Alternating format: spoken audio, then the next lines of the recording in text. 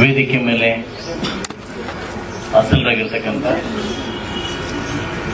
ನಮ್ಮ ಜಿಲ್ಲಾ ಪಂಚಾಯತಿಯ ಪೀಠಗಿರ್ತಕ್ಕಂಥ ನಂಜನ ಸ್ವಾಮಿ ಹಾಗೂ ವೇದಿಕೆ ಮೇಲೆ ಹಾಸನರಾಗಿರ್ತಕ್ಕಂಥ ನಮ್ಮ ಇವಾಗಿರ್ತಕ್ಕಂಥ ಬಾಬು ಅವರೇ, DCC ಬ್ಯಾಂಕ್ ನಿರ್ದೇಶಕರಾಗಿರ್ತಕ್ಕಂಥ ರಘುಪತಿ ಸರ್ ಅವರೇ, ಹಾಗೂ ಮಲ್ಲಡಿ ಜಗದೀಶ್ ಅವರೇ, ಕಾವೇರಿ ಸುರೇಶ್ ಅವರೇ, ಪ್ರಸಾದ್ ಅವರೇ, ರಾಮಕೃಷ್ಣನವರೇ, ರವಿ ಅವರೇ, ನಮ್ಮ ಮೋಹನ್ ಅವರೇ, ಹಾಗೂ ನಮ್ಮ ಕೇಶ್ ಅವರೇ, ಈಗ ತಾನು ನಮ್ಮ ಜೊತೆ ಬಂದಿರ್ತಕ್ಕಂಥ ಸಂಗಾರೆಡ್ಡಿ, ನಮ್ಮ ರಾಜಗೋಪಾಲ್, ಹಾಗೂ ಈ ಕಡೆ ಬಂದಾಗ ನಮ್ಮ ಹಿರಿಯ ಸದಸ್ಯರಾಗಿರ್ತಕ್ಕಂಥ ಮುಖಂಡರಾಗಿರ್ತಕ್ಕಂಥ ಸೋಮಣ್ಣವರೇ, ಲಕ್ಷ್ಮೀನಾರಾಯಣವರೇ, ಹಾಗೂ ರಘು ಅವರೇ, ಮುಸ್ತಾಫ್ ಅವರೇ, ಹಾಗೂ ನಮ್ಮ ರಾಜಣ್ಣ ಅವರೇ, ಹಿಂದೆ ಕೂತಿರ್ತಕ್ಕಂಥ ರಾಜಣ್ಣ ಅವರೇ, ಮಂಜಣ್ಣವರೇ, ವೇದಿಕೆ ಮುಂಭಾಗದಲ್ಲಿ ಇವತ್ತು ಈ ಸಭೆಗೆ ಕಳೆ ತುಂಬಿರ್ತಕ್ಕಂಥ, ಈ ಸಭೆಗೆ ಮೇನ್ ಕೇಂದ್ರ ಬಿಂದುಗಳಾಗಿರ್ತಕ್ಕಂಥ ನನ್ನೆಲ್ಲ ನೆಚ್ಚಿನ ಹೆಣ್ಮಕ್ಳು, ನನ್ನ ತಾಯಂದಿರು ಮುಂದೆ ಕೂತಿದ್ದೀರಿ.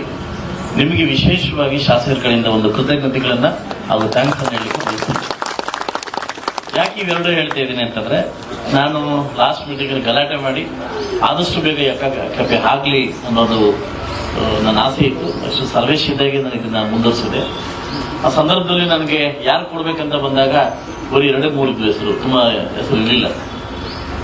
ಈ ಸಂದರ್ಭದಲ್ಲಿ ನನ್ನ ಮುಂದೆ ಕೂತಾಗ ನಾನು ಹೇಳಿದೆ, ಈ 3 ಹೆಣ್ಮಕ್ಳು ಹಾಕಿದ್ದಾರೆ, ಸಂಘ ಹಾಕಿದ್ದಾರೆ, ಆ ಸಂಘದಲ್ಲಿ ಯಾವ ಹೆಣ್ಮಕ್ಳು ಚಾತುರ್ಯವಾಗಿದ್ದಾರೆ ಅಂದ್ರೆ ಸ್ವಲ್ಪ ಚುರುಕಾಗಿದ್ದಾರೆ ಅವ್ರಿಗೆ ಅವಕಾಶ ಮಾಡ್ಕೊಡಿ ಅಂತ ಕೇಳಿದೆ. ಇದು ರಾಜಕಾರಣ ಮಾಡೋದು ಬೇಡ, ಇದು ಯಾವ ಹೆಣ್ಮಕ್ಳು ಚುರುಕಾಗಿದ್ದಾರೆ ಅವರಿಗೆ ವ್ಯವಸ್ಥೆ ಮಾಡ್ಕೊಡಿ ಅಂತ ಕೇಳಿದೆ.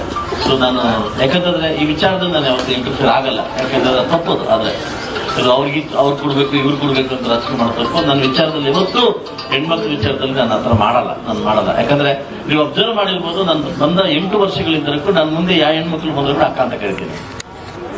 ನನಗಿಂತ ಚಿಕ್ಕವರಾದ್ರೂ ಕೂಡ ಅಕ್ಕ ಅಂತ ಕರಿತೀನಿ. ನಾನು ಇದುವರೆಗೆ ಹೆಸರು ಕರೆದಿಲ್ಲ. ಯಾಕಂದ್ರೆ ಹುಡುಗರ ಎಲ್ಲ ನನ್ನ ತಾಯಿದ್ರು ನನ್ನ ಅಕ್ಕ ತಂಗಿದ್ರು. ಯಾಕಂದ್ರೆ ಈ ಮನೋಭಾವನ ನಾನೇ ಒಂದು ಮಾತು ಹೇಳ್ತೀನಿ, ಯಾವ ಸಂಸ್ಥೆಯಲ್ಲಿ ಹೆಣ್ಣನ್ನ ನಾವು ಪೂಜಿಸ್ತೀವಿ, ಯಾವ ಸಂಸಾರದಲ್ಲಿ ಹೆಣ್ಣನ್ನು ನಾವು ಪೂಜಿಸ್ತೀವಿ, ಹೆಣ್ಣಿಗೆ ಗೌರವ ಕೊಡ್ತೀವಿ, ಆ ಸಂಸಾರ ಇರುವಾಗ ಬಿದ್ದಿರೋದು ನೋಡಿಲ್ಲ. ಯಾವ ಸಂಸ್ಥೆಯಲ್ಲಿ ಹೆಣ್ಣನ್ನ ಭುವನೇಶ್ವರ ನಾವು ಪೂಜೆ ಮಾಡ್ತೀವಿ, ಬೇರೆ ಹೆಣ್ಮಕ್ಳು ಕೂಡ ನಮ್ಮ ಹೆಣ್ಮಕ್ಳು ಅಂತ ನಾವು ಅನ್ಕೋತೀವಿ, ಆಗ ಯಾವತ್ತೂ ಅವರಿಗೆ ಸೋಲಿಲ್ಲ ಅಂತ ಅನ್ನೋದನ್ನ ನನ್ನ ಒಂದು ಅನುಭವ. ಯಾಕೆ ಅಂತಂದ್ರೆ ಹೆಣ್ಣನ್ನ ನದಿಗೆ ಹೋಲಿಸ್ತಾರೆ. ಯಾಕೆ ಹೇಳಿ? ಯಾವ ಗಂಡಸು ಒಂದು ಇಟ್ಟಿಲ್ಲ ಅದಲ್ಲ, ಎಲ್ಲ ಹೆಣ್ಮಕ್ಳು ನದಿಗೆ ಹೋಲಿಸ್ತಾರೆ. ಅಂದ ಕಾಲದಲ್ಲೇ ಹೋಲಿಸ್ತಾರೆ. ಯಾಕೆ ಹೇಳಿ? ಅವ್ರು ಹುಟ್ಟೋದೊಂದ್ ಕಡೆ ಹೋಗೋದೊಂದ್ ಕಡೆ, ನದಿಗೆ ತುಂಬೋದೊಂದ್ ಕಡೆ ಹೋಗೋದೊಂದ್ ಕಡೆ, ಅದಲ್ವಾ? ಹೌದಾನೆ? ಎಲ್ಲೋ ಕೊಡಗಲ್ಲಿ ಮಳೆ ಬಿದ್ರೆ ಮೈಸೂರು ಡ್ಯಾಮ್ ತುಂಬುತ್ತೆ, ಹೌದಲ್ಲ? ಮೈಸೂರು ಡ್ಯಾಮ್ ತುಂಬಿದ್ರೆ ನಮ್ಮ ಏನು ತಮಿಳುನಾಡು ಡ್ಯಾಮ್ ತುಂಬುತ್ತೆ. ಹಂಗೆ ಅವ್ರು ಹುಟ್ಟಿ ಅರ್ಧ ಹೋಗ್ತಾ ಇರ್ತಾರೆ. ಯಾಕಂದ್ರೆ ಹೆಣ್ಣನ್ನ ನದಿಗಳನ್ನ ಹೆಣ್ಣಕ್ಕೆ ಯಾಕೆ ಹೋಲಿಸ್ತಾರೆ ಅಂತಂದ್ರೆ ಅವಳು ಒಂದು ಕಡೆ ಇರಲ್ಲ ಅಂತ. ಬಹುಶಃ ಇಡೀ ಪ್ರಪಂಚದಲ್ಲಿ ನಮ್ಗೆ ವಿಶೇಷವಾಗಿರ್ತಕ್ಕಂಥ ಭಾರತ ಒಂದು ಸ್ಥಾನ ಇದೆ, ಹೆಣ್ಣು ಸ್ಥಾನ ಇದೆ. ನಮ್ಮ ಭಾರತೀಯ ಹೆಣ್ಮಕ್ಳಿಗೆ ವಿಶೇಷವಾಗಿ ಸ್ಥಾನ ಇದೆ. ಯಾಕಂದ್ರೆ ಅವ್ರ ಸಂಸ್ಕೃತಿಯಿಂದ ಬಂದಿರ್ತಕ್ಕಂಥ ಯಾವತ್ತೊಂದು ಬಿಟ್ಟೋಗಲ್ಲ. ನಾನು ಒಂದೊಂದು ಬೇಕಾದ್ರೆ ಅಬ್ಸರ್ವ್ ಮಾಡ್ಕೊಂಡೆ, ಒಂದು ಮಾತು ಹೇಳ್ಬೋದು, ಗಂಡ ಹೆಂಡತಿ ತುಂಬಾ ಜೋರ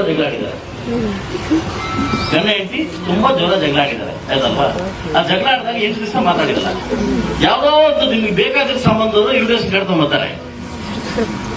ನೀವು ಯಜಮಾನ್ ರೂಪಂದು ಹೋಗಿರ್ತಾರೆ, ಅವ್ರು ನೀವೇನ್ ಮಾಡ್ತೀರಿ?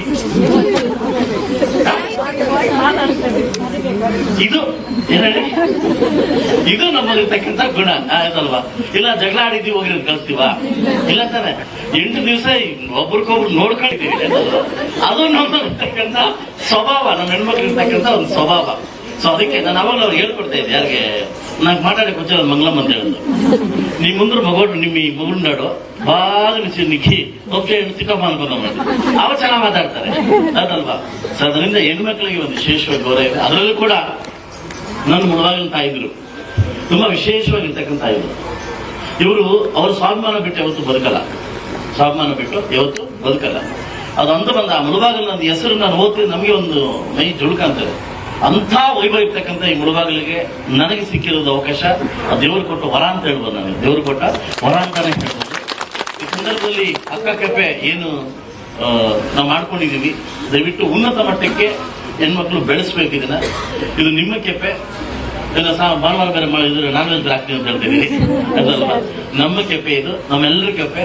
ದಯವಿಟ್ಟು ಇದನ್ನ ಉನ್ನತ ಮಟ್ಟಕ್ಕೆ ನಡೆಸಬೇಕು. ಹಾಗೂ ನಮ್ಮ ಒಂದು ಕಾಲಾವಧಿಯಿಂದ, ನಮ್ಮ ತಾಲೂಕ್ ಪಂಚಾಯತಿ ಅವಧಿಯಿಂದ ಹೆಣ್ಮಕ್ಳಿಗೆ ಆರ್ಥಿಕ ಸಹಾಯವನ್ನು 1 ಕೋಟಿ ರೂಪಾಯಿ ಆರ್ಥಿಕ ಸಹಾಯವನ್ನು ನಾವು ಮಾಡ್ಲಿಕ್ಕೆ ರೆಡಿ ಇದೀವಿ. ಎಲ್ಲಾ ಸಂಘಕ್ಕೂ ನೀವು ಏನ್ ಸಂಘ ತಗೊಂಡು ಆರ್ಥಿಕವಾಗಿ 1 ಕೋಟಿ ರೂಪಾಯಿನ ನಾವು ನಿಮ್ಮ ಸಹಾಯ ಮಾಡ್ಲಿಕ್ಕೆ ನಾವು ರೆಡಿ ಇದೀವಿ. ಅದನ್ನ ಉಪಯೋಗಿಸ್ಕೊಳ್ಳಿ. ಇನ್ನೂ ಉನ್ನತೀಕರಣ ಮಾಡ್ಲಿಕ್ಕೆ 3 ಲಕ್ಷ ರೂಪಾಯಿ ಅಮೌಂಟ್ ಕೇಳಿದ್ದೀನಿ. ನಾನು ನಾಳೆ ಲೆಟರ್ ಕಳಿಸ್ತೀನಿ. ಅದು ಒಳ್ಳೆ ಪೀಠೋಪಕರಣಗಳು, ಒಳ್ಳೆ ಚೇರ್ಗಳೆಲ್ಲ ಹಾಕಿ ಒಳ್ಳೆ ಹೈಟೆಕ್ ಆಗಿ ಮಾಡ್ತಕ್ಕಂಥ ಕೆಲಸವನ್ನ ಇನ್ನೂ ಆಗ್ಲಿ. ಇನ್ನೂ ಸಾಲದೇ ಬಂದ್ರೆ ಖಂಡಿತವಾಗ್ಲೂ ನನ್ನ ಅನುದಾನ ಕೊಟ್ಟು ಇದನ್ನು ಒಳ್ಳೆ ರೂಪಕ್ಕೆ ತಗೊಂಡು ಬರ್ತಕ್ಕಂಥ ಕೆಲಸವನ್ನ ತಾವೆಲ್ಲ ಮಾಡ್ಬೇಕಂತ ನಾನು ಬಯಸ್ತೀನಿ. ವಿಶೇಷವಾಗಿ ನಾನು ಒಬ್ಬ ವ್ಯಕ್ತಿನ ಪರಿಚಯ ಕೊಡಬೇಕು. ಯಾಕಂದ್ರೆ DCC ಬ್ಯಾಂಕ್ ನಿರ್ದೇಶಕರು. ಯಾಕೆ ಅವಾಗಿಂದ ಅವ್ರನ್ನ DCC ಬ್ಯಾಂಕ್ ನಿರ್ದೇಶಕರು ಅಂತಂದ್ರೆ ನಿಮ್ಗೆಲ್ಲ ಲೋನ್ ಕೊಡೋದಿವ್ರೆ, ನಿಮ್ಗೆಲ್ಲ ಈಗ ಬರ್ತಾರೆ, ಈಗ ಸ್ಟಾರ್ಟ್ ಆಗ್ತದೆ. ಯಾವಾಗ ಬ್ಯಾಂಕ್ ಅಂದ್ಮೇಲೆ ಯಾವಾಗ ನೀವು ಕೊಡೋ ತೆಗಿ ಇರ್ತದೆ, ಅದು ಚೆನ್ನಾಗಾಗ್ತದೆ. ఇక్కడ పట్టుకొని అక్కడ పోకపోతే ఏమైతుంది చెప్పండి అಲ್ವಾ? ఇక్కడ పట్టుకొని అక్కడ పోకపోతే ಸ್ಟಾಪ್ అయిపోతుంది. ಹಂಗೆ ಎಲ್ಲ ಹೆಣ್ಮಕ್ಳು ಕೂಡ DCC ಬ್ಯಾಂಕ್ನ ಮರುಪಾವತಿ ಮಾಡಿ ನಿಮ್ಮ ವ್ಯವಹಾರವನ್ನು ಹೆಚ್ಚಿಸಿಕೊಂಡ್ರೆ, ತಾಲೂಕಲ್ಲಿ ನಾನು ಇವತ್ತು ನಿರ್ದೇಶಕರನ್ನ ನೀವೆಲ್ಲ ಆಯ್ಕೆ ಮಾಡಿದಿರಿ. ಇವರು ವಿಶೇಷವಾಗಿ ಒಂದು ಮನವಿಯನ್ನು ಕೂಡ ಮಾಡಿದ್ದೀನಿ. ಬೇಗ ಸ್ಟಾರ್ಟ್ ಮಾಡೋಣ DCC ಬ್ಯಾಂಕ್ನ ಇಲ್ಲಿ.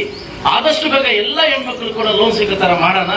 ಸೊ ಅದನ್ನ ಆಸೆ ಇತ್ತು ನನಗೆ. ಅದನ್ನ ನೀವು ನನ್ನ ಮುಖಾಂತರ ದಯವಿಟ್ಟು ನಿಮ್ಮ ಮುಖಾಂತರ ನೆರವೇರಿಸಿಕೊಡ್ಬೇಕು ಅಂತ ನಾನು ವಿಶೇಷವಾಗಿ ಮನವಿಯನ್ನ ಮಾಡ್ತಾ ಇದ್ದೀನಿ. ಯಾಕೆ ಒಬ್ಬ ಶಾಸಕರಾಗಿ ನನ್ನ ಹೆಣ್ಮಕ್ಳಿಗೆ ಲೋನ್ ಸಿಗ್ಬೇಕನ್ನೋ ನನ್ನ ಬಯಕೆ. ಅದು ನಿಮ್ಮಿಂದ ಆದಷ್ಟು ಬೇಗ ಆಗ್ಲಿ ಅಂತ ನನ್ನ ದೇವರಲ್ಲಿ ಪ್ರಾರ್ಥನೆ ಮಾಡ್ಕೊಂತ ಇವತ್ತು ಏನು ಈ ಅಕ್ಕ ಕಪ್ಪೆ ನಾವು ಸ್ಟಾರ್ಟ್ ಮಾಡಿದ್ವಿ, ಒಳ್ಳೆ ಒಂದು ಉದ್ದೇಶದಿಂದ ಸ್ಟಾರ್ಟ್ ಮಾಡಿದ್ವಿ.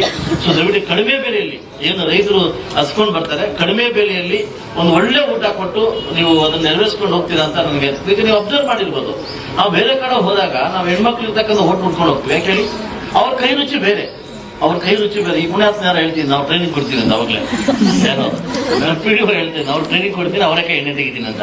ಎಲ್ಲಾದ್ರೂ ಪ್ರಪಂಚ ಅವರೇಕಾಯಿ ಎಣ್ಣೆ ನೋಡಿದ್ರೆ ನೀವು, ಅವರೇಕಾಯಿ ಎಣ್ಣೆ ತೆಗೊಳ್ತಾರೆ ಅಂತ ನನಗೆ ಆಶ್ಚರ್ಯ ಆಗಿತ್ತು. ಇದೇ ಕೂಡ ಅನುಕೂಲ ನಿಂತಿತ್ತು ಅಂತ ಗೊತ್ತಾಗ್ಲಿಲ್ಲ ಅದೆಲ್ಲ. ಸೊ ಎಣ್ಣೆ ಹೆಣ್ಮಕ್ಳು ಕೂಡ ವಿಶೇಷವಾಗಿ ಆದಷ್ಟು ಬೇಗ ನಿಮ್ಗೆ ಗುಡ್ ನ್ಯೂಸ್ ಬರುತ್ತೆ DCC ಬ್ಯಾಂಕಿಂದ. ನಿಮ್ನೆಲ್ಲ ಮತ್ತೆ ಕರೆದು ನಿಮ್ಗೆಲ್ಲ ಸೌಕರ್ಯ ಮಾಡ್ತಕ್ಕಂಥ ಕೆಲಸವನ್ನ ಆದಷ್ಟು ಬೇಗ ಆಗ್ಲಿ ಅಂತ ದೇವರಲ್ಲಿ ಪ್ರಾರ್ಥನೆ ಮಾಡ್ಕೊಂಡು ಅಂತ ಹೇಳ್ತಾ ಅವಕಾಶ ಕೊಟ್ಟಿದ್ದಕ್ಕೆ ಎಲ್ಲ ಹೆಣ್ಮಕ್ಳು ಕೂಡ ಹಾಗೂ ಸಂಬಂಧಪಟ್ಟ ಎಲ್ಲ ಅಧಿಕಾರಿಗಳಿಗೂ, ನನ್ನ ಜೊತೆ ಜಾಯ್ನ್ ಆಗಿರ್ತಕ್ಕಂಥ ಎಲ್ಲ ಕೌನ್ಸಿಲರ್ಸ್ಗೂ, ಎಲ್ಲ ಮುಖಂಡರು ಕೂಡ ಥ್ಯಾಂಕ್ಸ್ ಹೇಳ್ತಾ, ದಯವಿಟ್ಟು ಇಂಥ ಕೆಲಸನ ಇನ್ನೂ ಜಾಸ್ತಿ ಮಾಡೋಣ ಅಂತ ಹೇಳ್ತಾ ಅವಕಾಶ ಕೊಟ್ಟಿದ್ದಕ್ಕೆ ಮತ್ತೊಮ್ಮೆ ಹೊಂದಿಸ್ತಾ, ನನಗಿನ್ನೂ ಸಾಕಷ್ಟು ಆಸೆಗಳಿತ್ತು. ದೊಡ್ಡ ಕೆಲಸ ಮಾಡಬೇಕು, ಆ ಕೆಲಸ ಮಾಡಬೇಕು ಅಂತ. ನಾನೊಬ್ಬ ವ್ಯಾಪಾರಸ್ಥ, ದುಡ್ಡು ಮಾಡ್ಲಿಕ್ಕೆ ಮುಳ್ಬಾರ್ದು ಬಂದಿಲ್ಲ, ಒಂದು ಒಳ್ಳೆ ಹೆಸರು ಮಾಡ್ಬೇಕಂತ ಬಂದೆ. ನನ್ನ ದುರಾದೃಷ್ಟ ಹೇಳ್ತಾ ಇರ್ತಲ್ಲ, ಗಂಡು ಕೊಟ್ಟರು ಸುಖ ಇಲ್ಲ ಅಂತ. ಎಷ್ಟೋ ದಿನ ಹೆಣ್ಮಕ್ಳು ಆಸೆ ಇಟ್ಕೊಂಡಿರ್ತಾರೆ, ಅದಲ್ಲ ಒಳ್ಳೆ ಗಂಡು ಮಗ್ಳು ಹೆಣ್ಮಗ್ಳೇ ಆದಂತ. ಅದು ಹುಟ್ಟಿದ್ರು ಹ್ಯಾಂಡಿಕ್ಯಾಪ್ಟ್ ಆದ ಮಟ್ಟಕ್ಕೆ ಹೋಗ್ಬಿಟ್ಟೆ ನಾನು. ಯಾಕೆಂತಂದ್ರೆ ಸರ್ಕಾರದಲ್ಲಿ ದುಡ್ಡಿಲ್ಲ, ಸಂಬಳ ಪಡೋಕೆ ದುಡ್ಡಿಲ್ಲ, ಆಯ್ತಲ್ವಾ? ತಪ್ಪಿಡ್ಕೊಂಬೇಡಿ. ನನ್ನ ಮನೆ ಬಿಡ್ಬೇಕಾದ್ರೆ ಮುಳ್ಬಾಗ್ಲು ಬರೋಕೆ ಎಷ್ಟು ನೋವಾಗುತ್ತೆ ಅಂದ್ರೆ, ಬರೀ ಕೈಲಿ ಹೋಗ್ತಿದ್ದೀನಲ್ಲ, ಆದ್ರೂ ಕಾಲು ಹಿಡಿದು ಎಷ್ಟಾಗುತ್ತೆ ಅಷ್ಟು ಗುಂಜ್ಕೊಂಡ್ ಬಂದು ವರ್ಷ ಮಾಡ್ತಾ ಇದ್ದೀನಿ. ಆದಷ್ಟು ಬೇಗ ನಮ್ಮ ಕುರುಡುಮಲೆ ವಿನಾಯಕ ಆದಷ್ಟು ಬೇಗ ಸರ್ಕಾರಕ್ಕೆ ಬುದ್ಧಿ ಕೊಟ್ಟು, ನಾವ್ಯಾರೋ ಕೇಳಿಲ್ಲ, ಫ್ರೀ ಕೊಡಿ ಅಂತ ಯಾರು ಕೇಳಿಲ್ಲ. ನಮ್ಮಲ್ಲಿ ಗತಿಯಿಂದ ಅಕ್ಕಿ ಯಾರು ಕೇಳಿಲ್ಲ, ಅಕ್ಕಿ ಗತಿ ಲಪ್ಪ ಕೊಡುವಂತ ನಾವು ಕೇಳಿಲ್ಲ. ನಮ್ಮ ಸಂಸಾರ ನಾವಿದೆ, ಹೋಗ್ಲಿಕ್ಕೆ ರೋಡ್ ಇಲ್ಲ, ಅದಲ್ಲ ಕುಡಿಲಿಕ್ಕೆ ನೀರಿಲ್ಲ.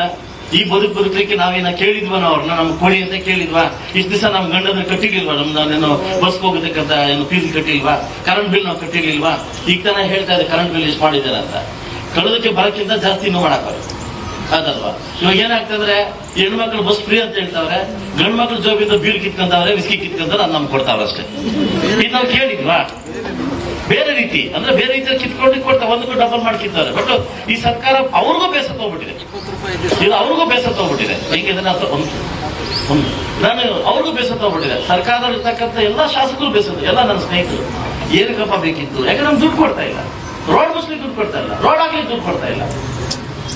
ವೆಂಟಿಲೇಟರ್ ಹಾಕಿ ನಮ್ಮ ಇದ್ರಲ್ಲಿ ಹಾಸ್ಪಿಟಲ್ ಯಾವ್ದಾದ್ರು ಎಮರ್ಜೆನ್ಸಿ ಪೇಷಂಟ್ ಬಂದ್ರೆ ವೆಂಟಿಲೇಟರ್ ಇಲ್ಲ, ನಾನು ತರಿಸ್ಕೊಟ್ವಿ.